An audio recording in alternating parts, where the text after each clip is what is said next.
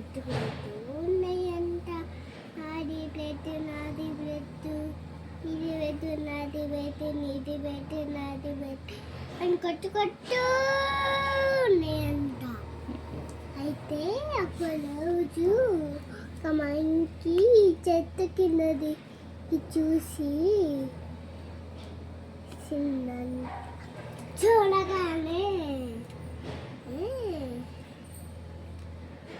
నేను నీకు చేసిస్తాను అని చెప్పి తీసుకొని ఇది చిన్నది ఇది ఒక ముక్కలు ఉంచిందంట. అలా చిన్నదే ఇది పెద్దదైంది, అలా ఇది చిన్నదైంది, ఇది పెద్దదైంది అని చెప్పి